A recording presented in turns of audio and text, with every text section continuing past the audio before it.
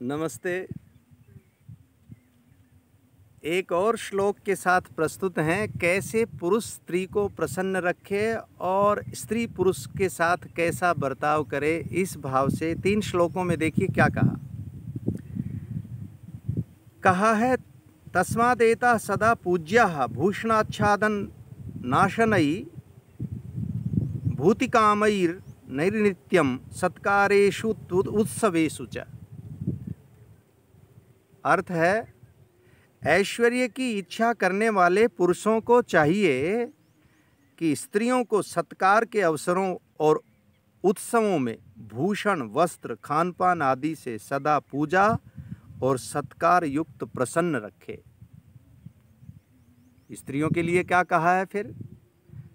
स्त्रियों के लिए भी कहा है, सदा प्रिहृष्टया भव्यम गृह कार्येषु दक्षया सुसंस्कृतो उपस्करया व्यये च मुक्त हस्तया।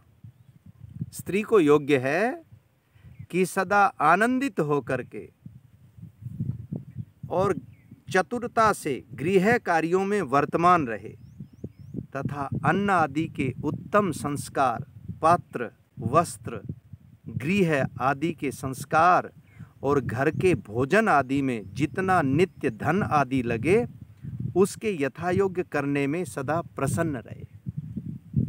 हमारे लिए क्या कहा है? हम पुरुषों के लिए कहा है कि हम उनको अच्छा बोलें, मीठा बोलें। बहनों को, बेटियों को, माँओं को हम ज़्यादातर ताने मारते हैं बहुत बार और मजाक करते हैं। ये हमारा एक दूसरे के व्यक्तित्व पर निर्भर करता है। तो पुरुषों के लिए कहा है कि उत्सवों पर उनको खुश रखें, उनको अच्छे आभूषण, उनको अच्छा खान पान, उनका सत्कार, उनके लिए प्रेम युक्त वातावरण बनाए। महिलाओं के लिए क्या कहा कि वो भी अन्न आदि का उत्तम प्रयोग करके और बर्तन आदि की सफाई करके, वस्त्र आदि से और घर की साफ सफाई से, संस्कारों से, घर के भोजन आदि में धन आदि का ठीक ठीक उपयोग करके यथा योग्य सबको प्रसन्न रखे। और फिर देखिए निष्कर्ष क्या किया। ये श्लोक विशेष श्लोक है, देखने का है। एताश्च अन्याश्च लोके अस्मिन् उपकृष्ट प्रसूतय उत्कर्षम योषिताः प्राप्ता स्वै स्वैर्भर्तृगुणैः शुभैः। यदि स्त्रियां दुष्ट आचार युक्त भी हों तथापि इस संसार में बहुत स्त्रियां अपने अपने पतियों के शुभ गुणों से उत्कृष्ट हो गई।